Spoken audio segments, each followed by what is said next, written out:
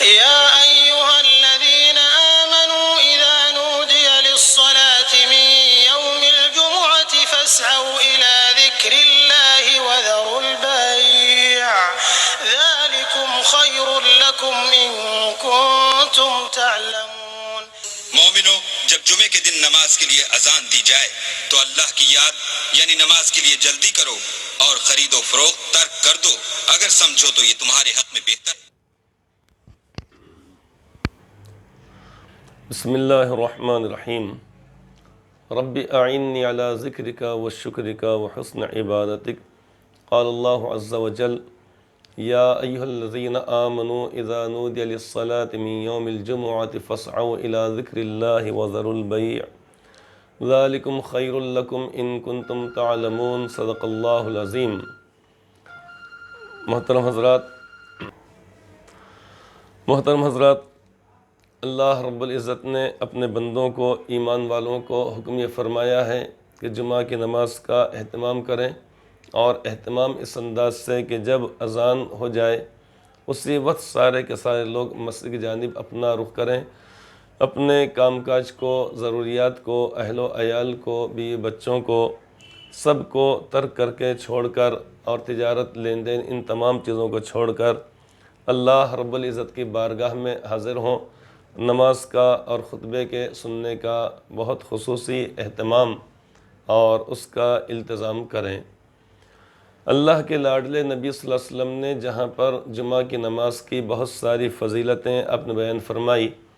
جمعہ کے روز اہل ایمان کو کیا اعمال کرنا چاہیے، کیا کام کرنا چاہیے، اس کو بیان فرمایا، تو اسی میں آپ صلی اللہ علیہ وسلم نے اپنی امت کو اس بات کی بھی طرف متوجہ فرمایا کہ دیکھو اس دوران غلطیاں نہیں ہونی چاہیے، اس کی اصلاح آپ نے فرمائی ہے، لہذا امت کے تمام افراد کے لیے ضروری ہے کہ جن چیزوں کی جانب آپ نے نشاندہی فرمائی ہے، امت ان چیزوں سے اپنے آپ کو بچائے، یعنی ان اعمال سے یا ان چیزوں سے جو اللہ رب العزت کی ناراضگی کا سبب ہے۔ مثال کے طور پر حدیث پاک میں آپ نے بات ارشاد فرمائی من اغتسل یوم الجمعۃ، جو شخص جمعہ کے روز غسل کرے۔ متعدد احادیث پاک میں غسل کی فضیلت آئی ہے، معلوم ہوا کہ ہر ایمان والے کو چاہیے کہ نہائے اور اچھی طریقے سے نہائے، اور پھر اس کے بعد آپ نے فرمایا کہ وَلَبِسَ مِنْ أَحْسَنِ الثِّيَابِ، اور اپنے تمام کپڑوں میں سے اچھے کپڑے پہنے۔ معلوم ہوا کہ جمعہ کے روز ہم نے اس بات کا جائزہ لینا چاہیے کہ ہمارے پاس اللہ رب العزت کے عطا کردہ کتنے لباس ہیں، ان تمام لباسوں میں، ان تمام کپڑوں میں جو سب سے اچھے کپڑے ہوں، چونکہ وہ عید المومنین ہیں، جمعہ کا دن مومنین کے لیے عید کا دن ہے، خوشی اور مسرت کا دن ہے، اللہ رب العزت کی خصوصی عبادت کا دن ہے، اور اللہ تبارک و تعالیٰ کی خصوصی رحمتوں کے نزول کا دن ہے، لہٰذا اس روز ہر ایمان والے کے جسم پر اچھا لباس، جو موجودہ لباس ہو، ان تمام کپڑوں میں سے اچھا کپڑا ہونا چاہیے۔ تو آپ فرماتے ہیں کہ وَلَبِسَ مِنْ أَحْسَنِ الثِّيَابِ، یعنی جو شخص جمعہ کے روز غسل کرے اور اپنے کپڑوں میں سے اچھا لباس پہنے، وَمَسَّ مِنْ طِيبِهِ إِنْ كَانَ عِنْدَهُ، اور اس کے پاس اگر خوشبو ہو تو خوشبو لگائے، یعنی اگر عطر اگر ہو یا تیل لگائے سر میں، جو بھی ہو بہرحال،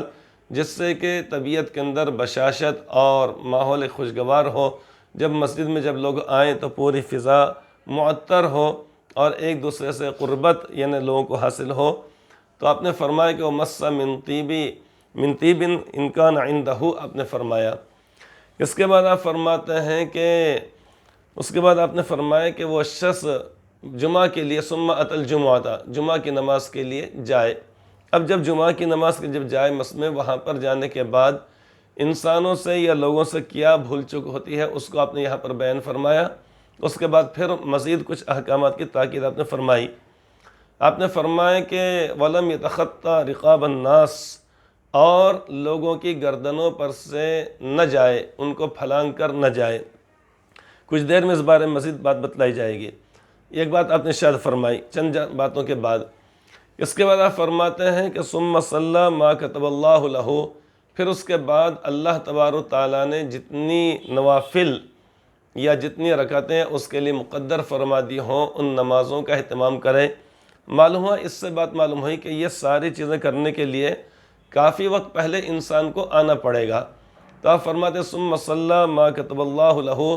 پھر وہ شخص اللہ تبارک و تعالیٰ نے جتنے اس کے مقدر میں نوافل یا رکعت لکھی ہیں اس کو پڑھتا رہے۔ اس کے بعد آپ فرماتے ثم اذا خرج الامام، آپ نے فرمایا جب امام جب نکلے یعنی اپنے حجرے سے یا اپنی جگہ سے، تو اس کے بعد وہ شخص ثم انصت، خاموش رہے، حتیٰ یفرغ من صلاتہ، یہاں تک کہ وہ اپنی نماز سے فارغ ہو جائے، یعنی جب تک خطبہ شروع نہ ہو اس وقت تک نوافل کا اہتمام کیا جائے، جب خطبہ شروع ہو جائے تو خاموشی اختیار کی جائے، اور اس کے بعد کب تک خاموش رہے انسان؟ جب تک کہ نماز نہیں ہو جاتی، یعنی جمعہ کی نماز کا سلام پھیر نہیں لیا جاتا۔ تو آپ فرماتے ہیں کہ جو شخص ان چیزوں پر عمل کرے گا تو کانت کفارۃ لما بینہا و بین الجمعۃ التی قبلہا، گزشتہ جمعہ سے لے کر اس جمعہ تک جتنے گناہ ہو گئے ہیں اس کا یہ عمل، یہ سارے کے سارے اعمال کفارہ ہو جائیں گے، یعنی گناہوں سے معافی کا ذریعہ یا اللہ تبارک و تعالیٰ کی رحمت کو متوجہ کرنے کا ذریعہ ہو جائیں گے۔ بہرحال غسل کیا جاتا ہے، الحمدللہ کپڑے بھی اچھے پہننے کا اہتمام کیا جاتا ہے،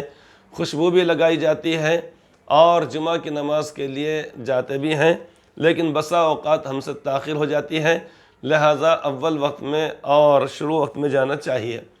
پھر یہاں سے جانے کے بعد عبادت کے اندر مصروف اور مشغول اور منہمک ہونا چاہیے کہ نفل عبادت ہے یا صلاۃ تسبیح ہے، یہ اسی طریقے سے کوئی اور نماز بشرطے کہ وہ مکروہ وقت نہ چل رہا ہو، اس بات کا بھی دھیان رہنا چاہیے۔ اس کے علاوہ وہاں پر کسی قسم کی کوئی بات چیت، دنیاوی بات چیت وہاں پر مسجد کے اندر نہیں ہونی چاہیے۔ ثم انصت، جب آپ نے فرمایا کب؟ جب کہ امام صاحب جب خطبہ دینے کے لیے ممبر کی جانب بڑھیں۔ اس حدیث پاک میں آپ نے لوگوں کی ایک بھول چوک کی جانب آپ نے نشاندہی فرمائی ہے،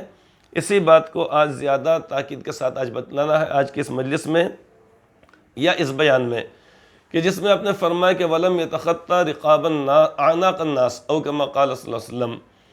اعناق کی جمع ہے لفظ عنق کی، اس کے معنی آتے ہیں گردن۔ تو اس کا مطلب یہ ہوا کہ وہ شخص جمعہ کی نماز لیے جب آئے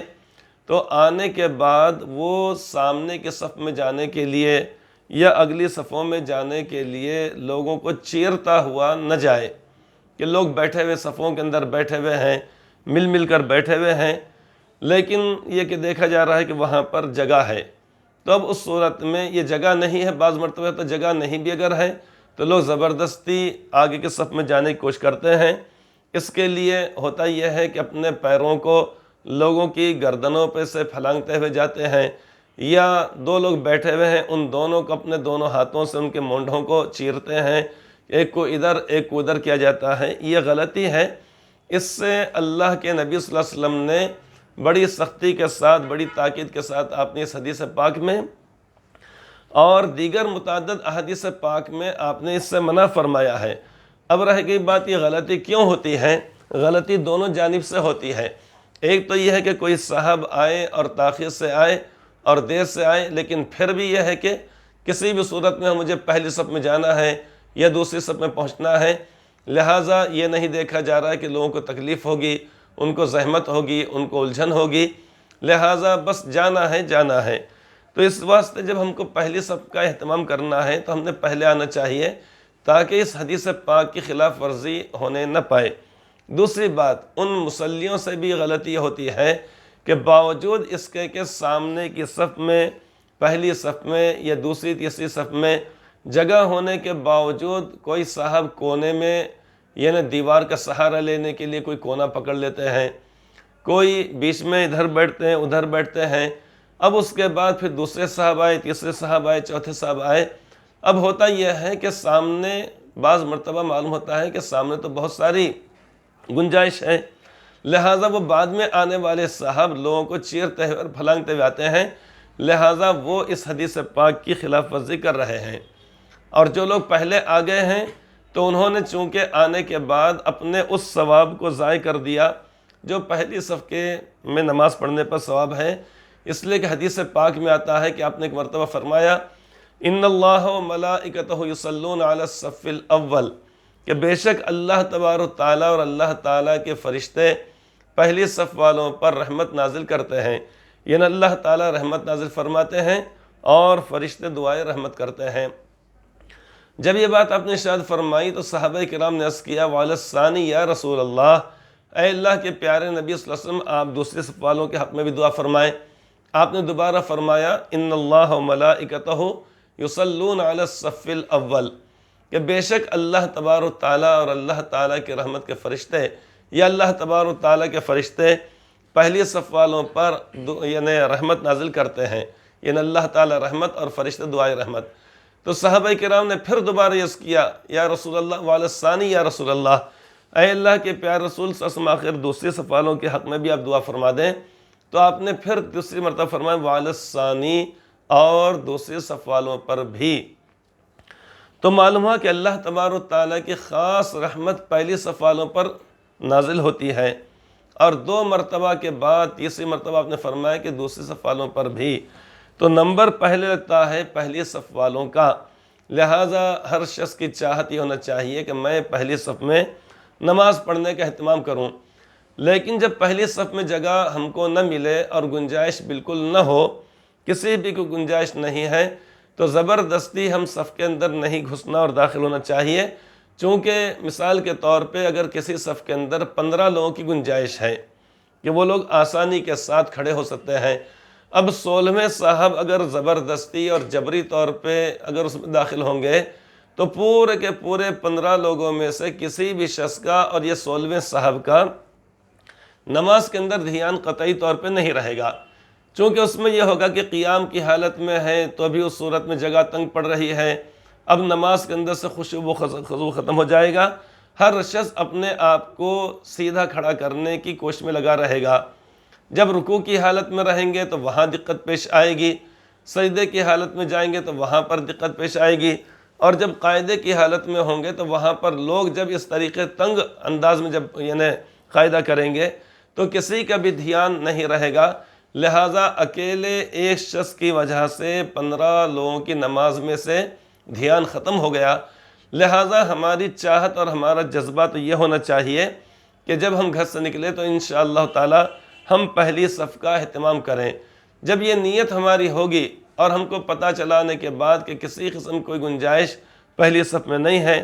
ہم دوسری صف میں بیٹھ گئے، تو اس صورت میں اللہ تعالیٰ کے رحمت کے تو ہم انشاءاللہ تعالیٰ مستحق ہوں گے، چونکہ دوسری صف والوں کے بھی حق میں دعا کی گئی۔ لیکن اللہ تبارک تعالیٰ ہم کو پہلی صف والوں پر جو نماز پڑھنے پر ثواب ہے، ہماری نیت اور ہمارے جذبے اور ہماری کوشش کی بدولت اللہ تعالیٰ ہم کو ثواب عطا ضرور فرمائیں گے۔ لہٰذا ہم سے جو غلطی ہو جاتی ہے کہ ہم لوگوں کو چیرتے ہوئے، پھلانگتے ہوئے، ان کے کاندھوں پر ہاتھ رکھتے ہوئے، بعض مرتبہ کوئی صاحب ذکر کے اندر مصروف ہوتے ہیں، بعض مرتبہ کوئی دھیان آخرت کی طرف یا یعنی دھیان جمائے رہتے ہیں، خشوع و خضوع ہوتا ہے۔ اب اچانک جب ہم اپنا ہاتھ ان کے کاندھے پر رکھیں گے یا ان کو چیرتے ہوئے جائیں گے تو اس صورت میں ان کا وہ دھیان اور وہ خشوع و خضوع ختم ہو جاتا ہے۔ لہٰذا ہم نے اس حدیث پاک میں جو آپ نے ممانعت فرمائی ہے، آپ نے جہاں پر یہ اجر و ثواب کا وعدہ فرمایا ہے، اتنے اعمال کرنے پر اور لوگوں کو چیرتے ہوئے نہ جانے پر وعدہ آپ نے فرمایا ہے کہ غسل کرنے پر، اسی طریقے اچھے کپڑے پہننے پر اور خوشبو لگانے پر، نمازیں پڑھنے پر، یہ ساری چیزوں کے ساتھ ایک چیز کو اور شامل کیا گیا ہے کہ دیکھو ان تمام چیزوں کے ساتھ اس بات کا دھیان رہے کہ لوگوں کو چیرتے ہوئے، لوگوں کو ہٹاتے ہوئے، لوگوں کو تکلیف پہنچا کر آگے کی صف میں جانے کا اہتمام نہیں کرنا چاہیے۔ جہاں پر ہم کو جگہ مل جائے وہاں پر ہم نے بآسانی بیٹھنا چاہیے، اور ہم نے بھی لاپرواہی نہیں کرنا چاہیے کہ جانے کا یا تو اہتمام کر رہے ہیں پہلی صف میں لوگوں کو چیرتے ہوئے، اور جب دیکھیں کہ وہاں پر موقع نہیں مل رہا ہم تیسری چوتھی صف کے اندر بیٹھ گئے، پھر وہاں پر وہی شکل پیش آئے گی کہ کوئی اور صاحب آئیں گے، پھر ہم کو ہٹاتے ہوئے جائیں گے، پھر اور لاپرواہی برتی جائیں گی۔ لہٰذا اس لاپرواہی اور اس غلطی سے اپنے آپ کو بچانا چاہیے۔ آج کی اس مجلس میں، یہ آج کے اس بیان میں زیادہ یعنی تاکید کی جا رہی، زور دیا جا رہا ہے کہ اس غلطی سے ہم اپنے آپ کو بچائیں کہ جس کی نشاندہی اللہ کے نبی صلی اللہ علیہ وسلم نے آج سے 1400 سال پہلے اپنی امت کو آپ نے فرمائی ہے۔ اللہ تبارک تعالی ہم سب کو جمعہ کے روز ایسی غلطی کرنے سے محفوظ رکھے، آمین ثم آمین۔ فإذا قضيت الصلاة فانتشروا في الأرض وابتغوا من فضل الله واذكروا الله كثيرا لعلكم تفلحون وإذا رأوا تجارة أو لهوا انفضوا إليها وتركوك قائما